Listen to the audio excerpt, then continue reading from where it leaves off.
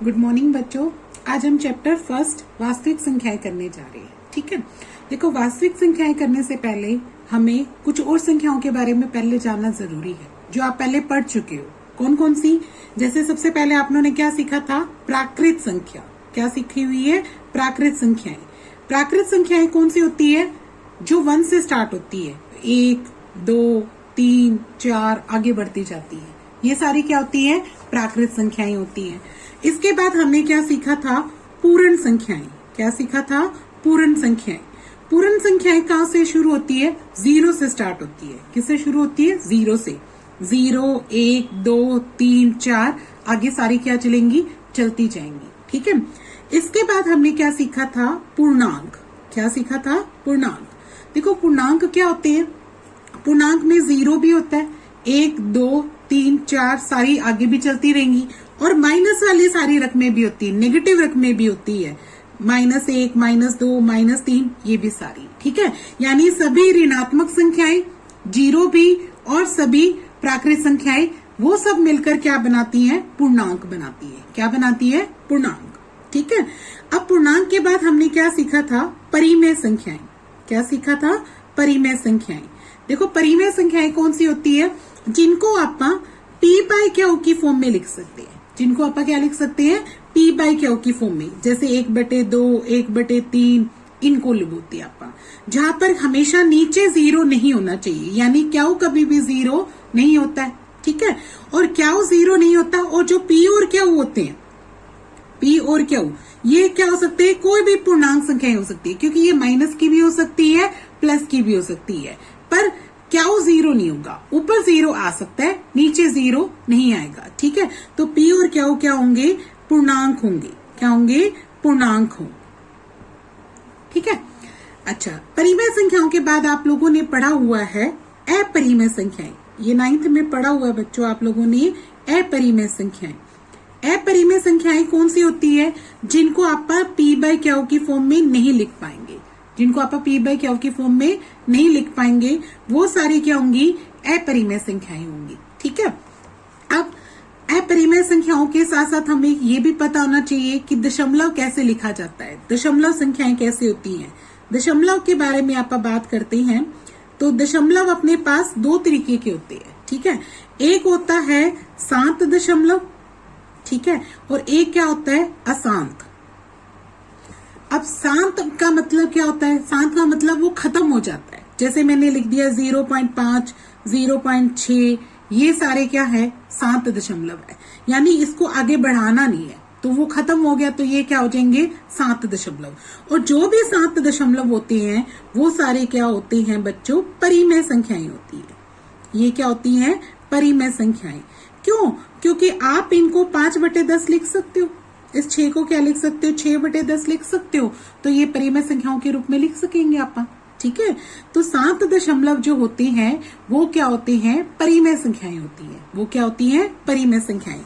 अब जो अशांत होते हैं तो इसके भी 2 प्रकार है। अशांत में क्या होता है? एक तो होता है आवर्ती, और एक क्या होता है? अनावर्ती। आवर्ती का मतलब क्या होता है? आवर्ती का मतलब वही अक्षर बार बार आता है। जैसे मैंने 0.555 चलता जाएगा तो ये क्या होगा? आवर्ती हो गया। 0.3333 क्या हो गया? आवर्ती हो गया। वही अक्षर बार बार आता है। ठीक है, तो इसमें आप क्या लिखते हैं? 0 के ऊपर 3 लिख के ऊपर क्या लिख देते हैं? बार। बार का मतलब कि यही अक्षर बार बार आ रहा है। ठीक है, तो ये क्या होते हैं? आवर्ती दशमलव होते हैं। और दूसरे क्या बताए? अनावर्ती। अनावर्ती में कौन कौन सा आएंगे?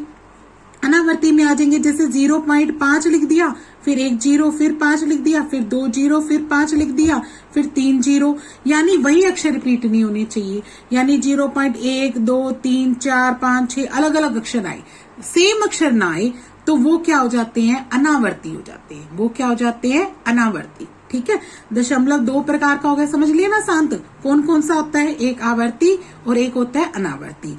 आवर्ती में वही अक्षर रिपीट होता है, और अनावर्ती में वही अक्षर रिपीट नहीं होता, और तरीके से होता है, और ये भी खत्म नहीं होता, ये भी नहीं खत्म होता, यानी ये अशांत दशमलव है दोनों। ठीक है। अब दूसरी बात इनमें ये ध्यान रखना कि जो आवर्ती दशमलव होते हैं वो परिमेय संख्याएं होती हैं।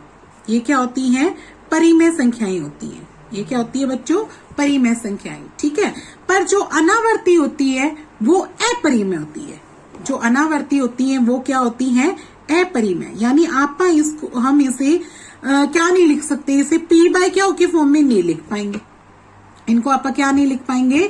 पी बाय क्या की फॉर्म में नहीं लिख पाएंगे, क्योंकि हमें पता ही है ये कहां तक खत्म होगा, तो आप कैसे लिखेंगे इसको, ठीक है। तो हमें ये नहीं पता भी कितनी जीरो लगाऊं मैं नीचे। अगर मुझे जीरो का पता होता तो हम लिख पाते हैं ना उसको, तो इसको हम नहीं लिख पाएंगे, ठीक है। तो ये क्या बन जाएंगे? अपरिमेय संख्याएं। समझ गए आप लोग? अब परिमेय भी आ गया, हमें पता लग गया, और अपरिमेय भी पता लग गया। तो अब इसके बाद मैं तुम्हें बताती हूं वास्तविक संख्याएं। जो वास्तविक संख्याएं होती हैं वो दो चीजों से मिलकर बनी है। कौन कौन सी? एक तो आएगी परिमेय, ठीक है, और एक क्या आएगी? अपरिमेय। यानी इन दोनों का जोड़ है। सारी परिमेय संख्याएं और सारी अपरिमेय संख्याएं ये मिलकर क्या बनाती हैं? वास्तविक संख्याएं बनाती है। क्या बनाती है? वास्तविक संख्याएं बनाती है, ठीक है। एक और चीज ध्यान रख लेना, जो वर्गमूल में जितने भी प्राइम नंबर होते हैं, प्राइम नंबर यानी जो अपने स्वयं के पहाड़े पे जाते हैं, किसी और संख्याएं पे नहीं जाते, यानी अभाज्य संख्याएं, यानी वर्गमूल में क्या आ जाए? अभाज्य। अभाज्य संख्याएं समझते हो ना? एक होती है भाज्य और एक होती है अभाज्य। अभाज्य यानी जो किसी के पहाड़े पे नहीं जाती, जैसे वर्गमूल 2, वर्गमूल 3, वर्गमूल 5, वर्गमूल 7, वर्गमूल 11, वर्गमूल 13, ये सारी क्या है? अभाज्य संख्याएं हैं। और इनके ऊपर क्या लगा दिया मैंने? वर्गमूल, ठीक है। तो जो इनका वर्गमूल होगा वो कभी भी खत्म नहीं होगा, ठीक है। यानी वो क्या बनेगा? अनावर्ती दशमलव बनेगा और रिपीट भी नहीं होगा। तो ये सारे क्या होते हैं? अपरिमेय संख्याएं होती है। ये सभी क्या होती है बच्चों? अपरिमेय संख्याएं। तो परिमेय तो आपको पता ही है, परिमेय तो जिसमें क्या आ जाएगा? शांत भी आ जाएंगे, अशांत में आवर्ती आ जाएंगे, और सारी ये जो संख्याएं हैं वो सारी क्या है? परिमेय संख्याएं हैं। प्राकृत भी क्या होती है? परिमेय संख्याएं। पूर्ण भी क्या होती है? परिमेय संख्याएं। पूर्णांक भी क्या होती है? परिमेय संख्याएं, ठीक है। और बाकी जो और रह गए 1/2, 1/4, 1/5, ये सारी क्या होती है? सारी परिमेय संख्याएं होती है, ठीक है। तो परिमेय संख्याएं और अपरिमेय संख्याओं को जब आप जोड़ दें, यानी उन सब का जोड़, ये सब क्या कहलाती हैं? वास्तविक संख्याएं कहलाती है। क्या कहलाती है? वास्तविक संख्याएं। तो हमने जो चैप्टर पढ़ना है वो वास्तविक संख्याओं के बारे में पढ़ना है, ठीक है। अब वास्तविक संख्याएं करने के बाद अब इसके बाद हम पढ़ेंगे यूक्लिड विभाजन प्रमेय का, ठीक है। इसके बाद हम क्या पढ़ने जा रहे हैं? यूक्लिड विभाजन प्रमेय का। पर ये करने से पहले तुम्हें ये बताना चाहिए कि प्रमेय का क्या होता है, ठीक है। देखो प्रमेय का क्या होता है? एक ऐसा सिद्ध कथन होता है, एक ऐसा सिद्ध कथन होता है जो किसी दूसरे अन्य कथन को सिद्ध करने के लिए प्रयोग करते हैं, तो उसे क्या बोल देते हैं आपा? प्रमेय का। यानी अगर अपनी बात को प्रूव करने के लिए आपा एक दूसरी बात का यूज करें तो वो क्या कहलाएगा? प्रमेय का कहलाएगा। इसके पीछे कोई प्रूफ नहीं होता है, इसके पीछे कोई प्रूफ नहीं होता है, ये एक क्या होता है? सिद्ध कथन ही होता है, ठीक है। और इसकी सहायता से क्या करते हैं आपा? कोई दूसरा कथन सिद्ध करते हैं। जैसे आप लोगों को थ्योरम करवाते हैं कि जैसे अपना ये क्या होता है? रेक्टेंगल होता है, यानी एक आयत होता है। तो आयत के आपा क्या कहते हैं? प्रत्येक को 90 डिग्री का होता है, ठीक है। तो इसके लिए आपा क्या करेंगे कि हर एक आयत क्या होना चाहिए? एक समांतर चतुर्भुज होना चाहिए। तो हमें पढ़ा हुआ है ये चीज। तो आयत को प्रूव करने के लिए आपा समांतर चतुर्भुज उसको लेके चलते हैं। तो जो लेके चले तो वो क्या हुआ? प्रमेय का हुई। वो क्या हुई? प्रमेय का। तो हमने इसको आयत प्रूव करना है, इसलिए हमें पहला कथन क्या लेके चलना पड़ा कि ये क्या है? एक समांतर चतुर्भुज भी है। तो जो कथन पहले लिया जाए और उसकी सहायता से कोई दूसरा कथन प्रूव किया जाए तो वो क्या कहलाती है? प्रमेय का कहलाती है। वो क्या कहलाती है? प्रमेय का। अब इसलिए यूक्लिड विभाजन प्रमेय का क्या होती है? ये यूक्लिड ने दी थी, तो इसलिए हमने इसे क्या बोल दिया? यूक्लिड विभाजन प्रमेय का, ठीक है। तो ये विभाजन का मतलब भाग करना, विभाजन का मतलब भाग करना। भाग करने पर जो आंसर आता है उससे रिलेटेड जो हम प्रमेय का लिखेंगे वो क्या होगी? यूक्लिड विभाजन प्रमेय का। देखो इसमें क्या होता है कि हमारे पास कोई दो संख्याएं दी जाती है, भाग करने के लिए कम से कम 2 होनी चाहिए ना, ठीक है। तो हमारे पास अगर दी गई दो दी गई दो धनात्मक पूर्णांक संख्याएं, धनात्मक क्यों बोला, क्योंकि आप भाग किसको करेंगे, दो धनात्मक यानी पॉजिटिव नंबर को भाग करेंगे, नेगेटिव नंबर को आपस में भाग नहीं करना, आपने किसको करना है, दी गई दो धनात्मक संख्याओं या पूर्णांक भी लिख सकते हो आप, इसको क्या लिख सकते हो, पूर्णांक, दो दी गई संख्याएं या पूर्णांक ए और बी, ए और बी, ठीक है। मान लो मैंने तुम्हें एक नंबर ए दिया और एक नंबर क्या दिया, बी दिया, ठीक है। यानी मान लो मैंने तुम्हें एक तो 13 दे दिया और दूसरा नंबर क्या दे दिया, 5 दे दिया, ठीक है। तो अगर मेरे पास दो नंबर है जिसमें एक किससे बड़ा है, बी से, यानी यहां पर क्या होता है, दी गई दो धनात्मक पूर्णांक संख्याओं ए और बी जिसमें ए किससे बड़ा हो, बी से, ए किससे बड़ा हो, बी से। तो जब आप ए को बी से भाग करते हैं, जैसे मान लो 13 को अपनों किससे भाग किया, 5 से, जब 13 को 5 से भाग किया तो 5 दूनी 10, नीचे क्या बच गया, शेषफल कितना बच गया, 3, तो 2 आया, 2 क्या होगा, यहाँ पे क्यू का काम करेगा, क्यू यानी कोशेंट, ठीक है। भाज करने के किसी चीज को, संख्या को भाग करने के बाद हमारा क्या आता है, भाजक आता है। भाजक क्या होता है, भाजक जिससे आप भाग करते हैं, ठीक है। भाज्य क्या होती है, जिसको आप भाग कर रहे हैं, जिससे भाग करें वो क्या कहलाता है, भाजक। देखो जैसे मैंने यहाँ लिखा, ये मेरा 13 है, ये क्या है 5 और ये क्या है 2 और नीचे क्या आया 10 और नीचे क्या बच गया, शेष कितना बच गया 3। ये क्या होता है बच्चों, भाजक, जिससे आप भाग कर रहे हैं। ये क्या होता है, भाज्य, जिसको भाग कर रहे हैं। और ये क्या आया, भागफल, जिससे अपना आंसर आया जो, ये क्या कहलाता है, भागफल। और जो बच गया वो क्या होता है, अपना शेषफल, ठीक है। किसी संख्या को किसी से भाग किया तो कोई ना कोई क्या आया, भागफल आया, कोई ना कोई क्या आया, शेषफल आया, ठीक है। तो आप इस 13 को क्या लिख पाएंगे, इन दोनों की गुना, यानी भाज्य और भाजक की क्या लिखेंगे, गुना, और शेषफल उसमें क्या करेंगे, जोड़ देंगे, है ना। देखो 5 दूनी 10, 10 में 3 जोड़ दिया तो आंसर कितना आएगा, 13। ये चीज तुम लोगों ने जब आप भागफल सीखते हैं तब सिखाई जाती है ये चीज, है ना। तो यही हमारा क्या है, यूक्लिड विभाजन है, क्योंकि ये चीज यूक्लिड ने भी दी है, ठीक है। तो वो कहता है कि अगर आपके पास दो दी गई संख्याएं ए और बी हो, जिसमें ए किससे बड़ा हो, बी से, तो कोई ना कोई एक अद्वितीय संख्याएं क्यू तथा आर विद्यमान है, इस प्रकार की जो ए का मान है वो किसके बराबर होगा, बी क्यू जमा आर के। ए का मान किसके बराबर होगा, बी क्यू जमा आर के। और ये जो देखो, आप देखो यहाँ देखो, ए कौन है 13, बी कौन है 5 और क्यू कौन है 2 और आर कौन है 3, ठीक है। तो देखो बिल्कुल इसी तरीके से लिखा गया है ना। और एक चीज और याद रखना, जो अपना शेषफल होता है, या तो वो संख्या पूरी भाग जा सकती है, यानी जो शेषफल होगा आर होगा वो 0 हो सकता है, क्योंकि पूरा भाग जाता तो 0 आ जाता, ठीक है। और 0 से क्या होगा, बड़ा, लेकिन किससे छोटा होगा, इस 5 से छोटा, यानी भाजक से छोटा। तो भाजक कौन है, बी। 0 से बड़ा होगा, बी से छोटा होगा और 0 हो सकता है, इसलिए मैंने यहाँ बराबर का निशान लगाया, ठीक है। बराबर का मतलब 0 आ सकता है, क्योंकि पूरा भाग हो गया तो 0 आ गया शेषफल, और अगर नहीं आया तो 0 से थोड़ा बड़ा आ जाएगा, ठीक है। लेकिन किससे छोटा आएगा बच्चों, जिससे तुम भाग कर रहे हो उससे तो छोटा ही आएगा ना अपना शेषफल, ठीक है। तो इससे क्या आएगा, अपना शेषफल छोटा, ठीक है। तो यूक्लिड विभाजन प्रमेय क्या बताती है कि अपने पास दो संख्याएं देंगे आप, जिसमें एक संख्या दूसरी से क्या होगी, हमेशा बड़ी होगी, और कोई ना कोई दो अद्वितीय संख्याएं क्यू और आर इस तरीके से होंगी कि जिस प्रकार आप ए को क्या लिख पाएंगे, बी क्यू प्लस आर, ठीक है। और आर का मान किसके बीच में लाई करेगा, 0 और बी के बीच में। तो आपने ये डेफिनेशन जरूर याद करनी है, क्योंकि ये एक नंबर में पूछ लेता है कि स्टेट करो यूक्लिड विभाजन प्रमेय का, यानी यूक्लिड विभाजन प्रमेय को लिख के दिखाओ। तो लिख के दिखाने के लिए आपको ये पूरी लाइंस लिखनी पड़ेगी कि दो धनात्मक पूर्णांक संख्याएं होती है ए और बी, जिसमें ए हमारा बी से बड़ा होता है, तो कोई ना कोई अद्वितीय संख्या क्यू और आर मिलेगी, जो इस प्रकार होगी कि ए का मान क्या हो जाएगा, बी क्यू जमा आर। ठीक है, और आर का मान किस किस के बीच में लाई करेगा, 0 और बी के बीच में लाई करेगा। ठीक है, तो आपने इस तरीके से लिखना है। इसके बाद हम क्या पढ़ने जा रहे हैं, यूक्लिड विभाजन एल्गोरिथम।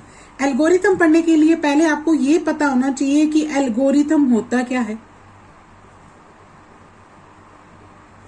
ठीक है, तो देखो एल्गोरिथम क्या होता है।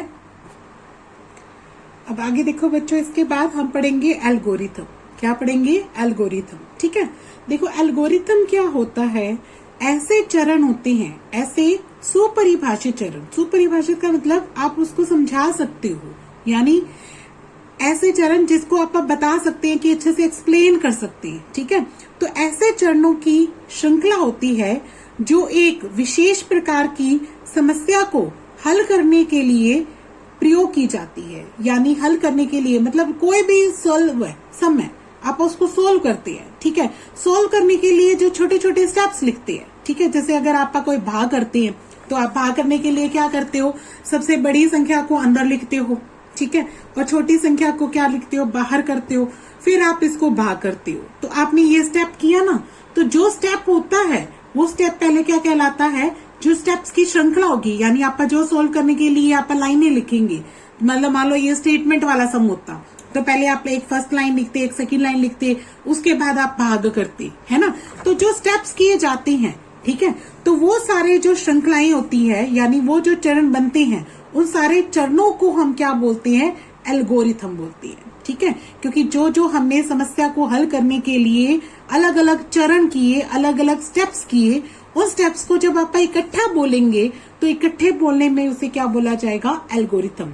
यानी एल्गोरिथम क्या होता है, ऐसी श्रृंखला होती है जो किसी भी मैथमेटिकल प्रॉब्लम को, यानी किसी भी गणित की समस्या को हल करने के लिए जो चरण होते हैं, उन चरणों का की पूरी श्रृंखला होती है। ठीक है, उन चरणों की पूरी श्रृंखला यानी उनकी चेन होती है।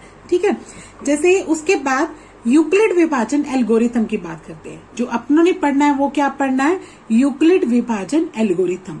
देखो यूक्लिड विभाजन एल्गोरिथम है वो एचसीएफ निकालने के काम आता है। क्या निकालने के काम आता है, एचसीएफ। जब आप दो पूर्णांकों का एचसीएफ निकालते हैं तब हम किसका प्रयोग करते हैं, यूक्लिड विभाजन एल्गोरिथम का। ठीक है, एल्गोरिथम का मतलब यूक्लिड ही क्यों बोला, क्योंकि ये जो यूक्लिड का विभाजन प्रमेय है ना, इसका प्रयोग करेंगे और इसके प्रयोग से हम क्या निकालेंगे, एचसीएफ निकालेंगे। इसके प्रयोग से क्या निकालेंगे आप बच्चों, एचसीएफ। देखो एचसीएफ हमेशा क्या होता है, 2 या 3 संख्याओं का होता है। ठीक है, लेकिन यूक्लिड विभाजन प्रमेय के लिए तो सिर्फ क्या होनी चाहिए, 2।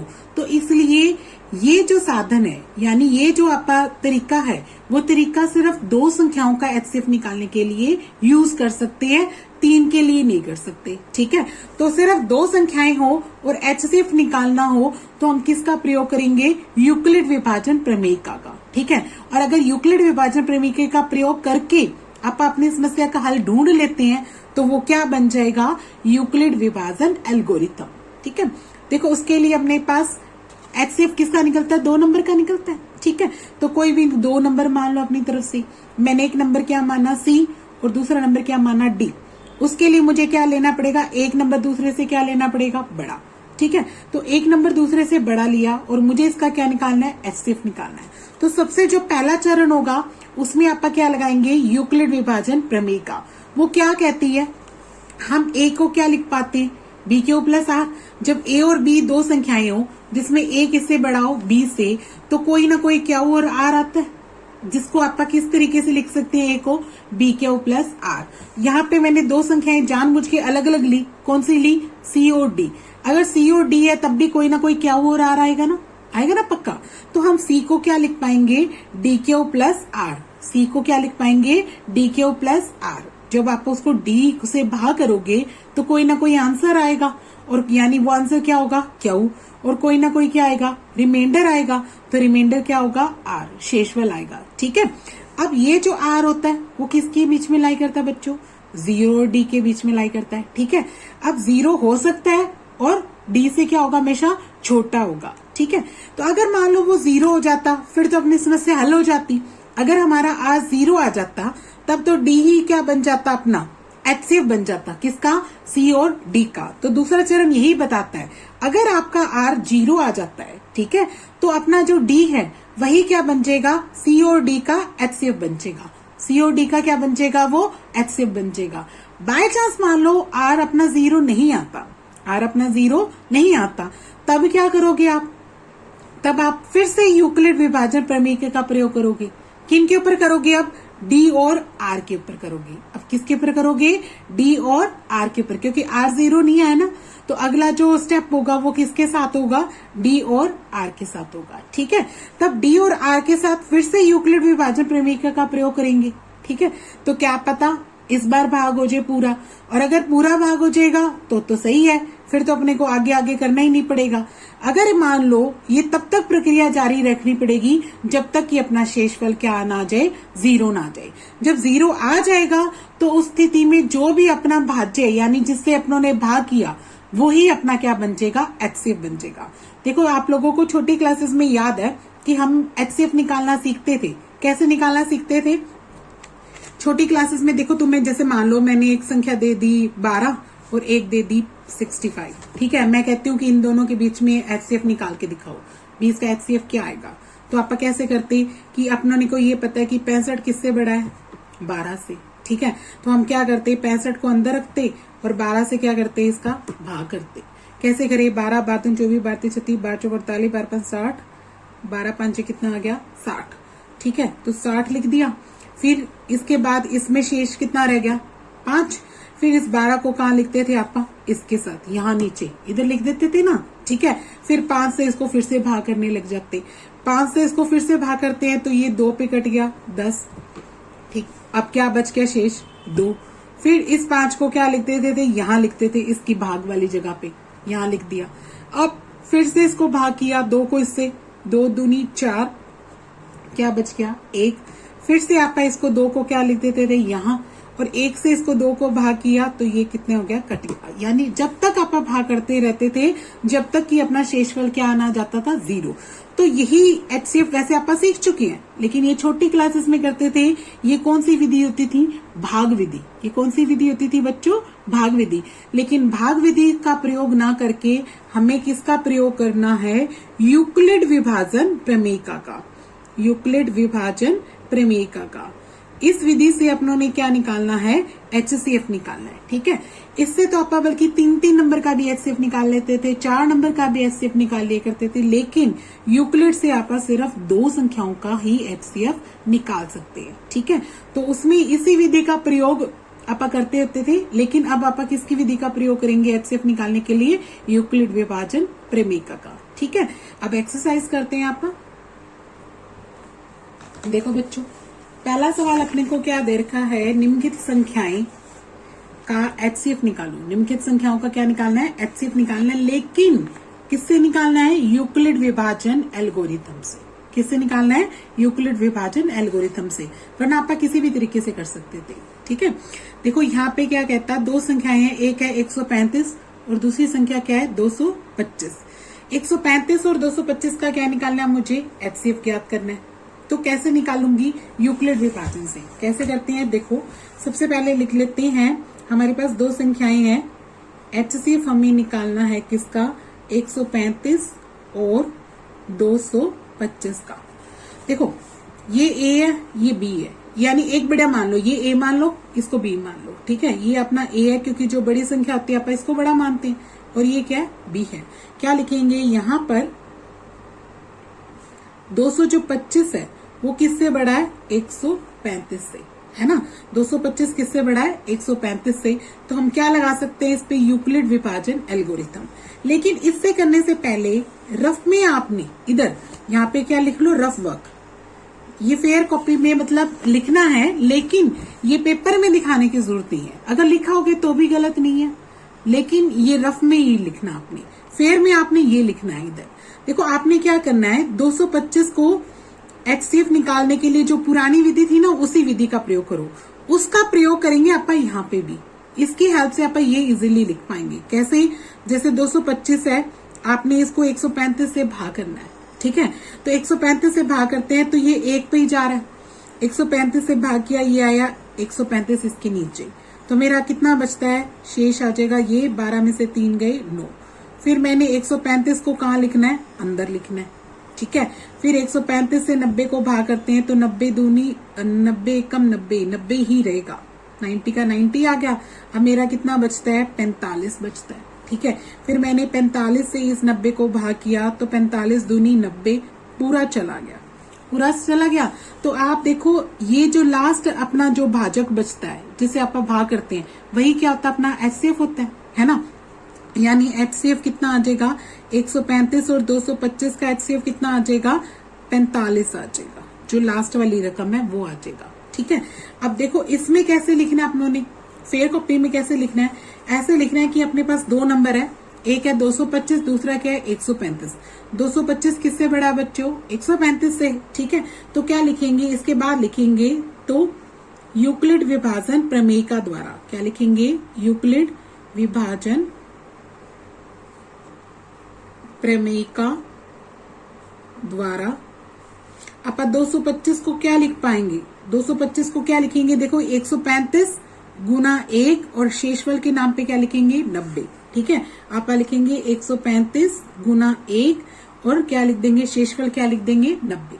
यहाँ पे जो आर है वो तो 90 आया, 90 तो 0 नहीं था, इसलिए तो दोबारा से एचसीएफ निकाला था अपनों ने, यानी 90 है वो 0 के बराबर नहीं है।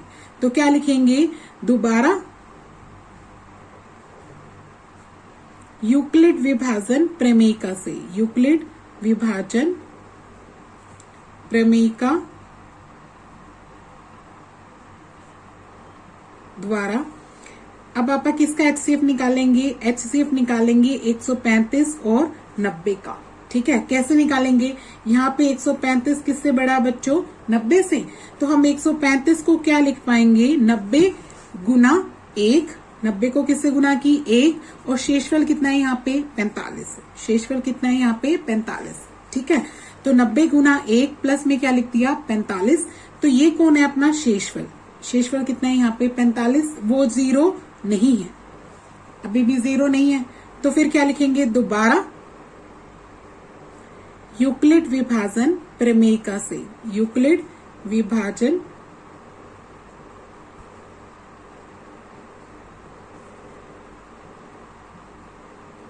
प्रमेयिका द्वारा। इस बार बच्चों एचसीएफ किसका निकालेंगे आप, 90 और 45 का, किसका निकालेंगे, 90 और 45 का।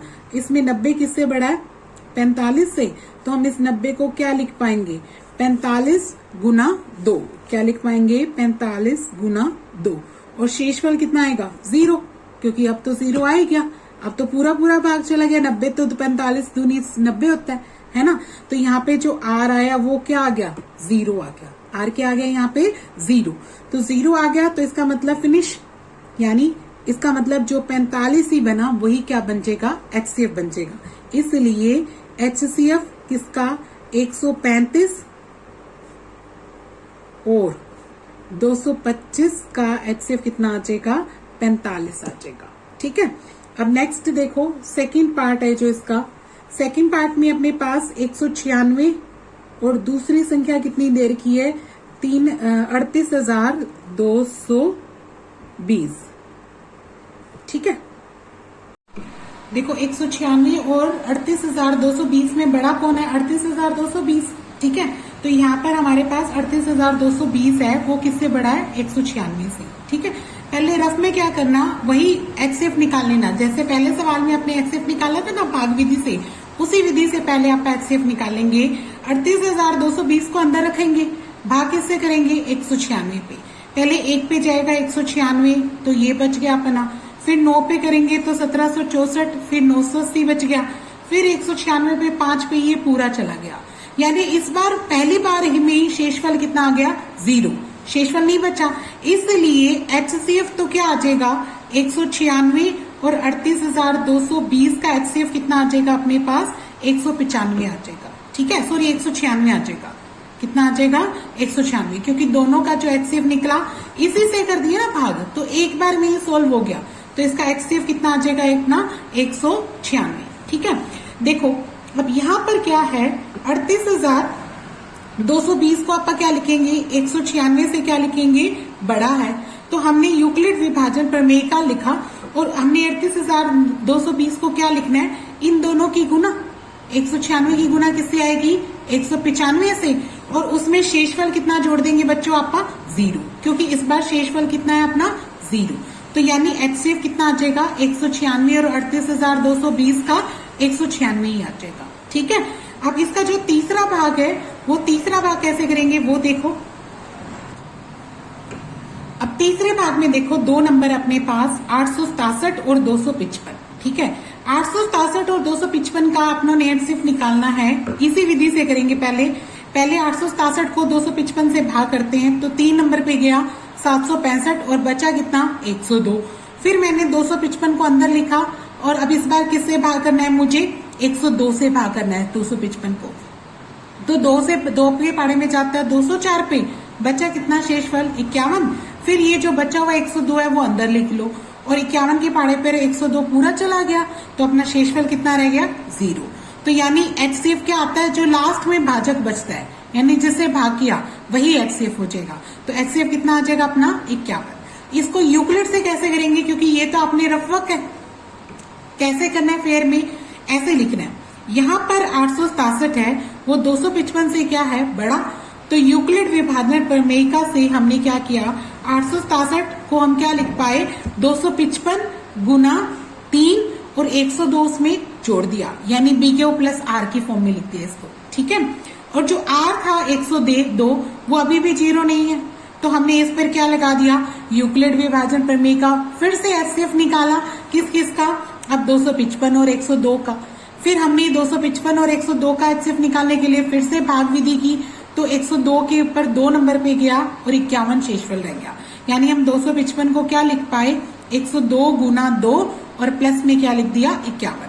शेष कितना है 51 ना, तो लेकिन ये भी 0 नहीं है। जब नहीं 0 होता तो फिर से यूक्लिड विभाजन प्रमेयिका लगाई और इस बार एचसीएफ किसका निकाल दिया 102 और 51 का। कैसे, 102 अंदर लिखा, 51 से भाग की तो ये 2 नंबर पे चला गया, पूरा चला गया। इस बार शेषफल क्या आया 0। तो यानी शेषफल जब 0 आया तो हमारा एचसीएफ कितना आ जाएगा इसका 51। तो पूरी संख्या का एचसीएफ कितना आ जाएगा 51। ठीक है, तो यहाँ तक अपना फर्स्ट सम कंप्लीट होता है।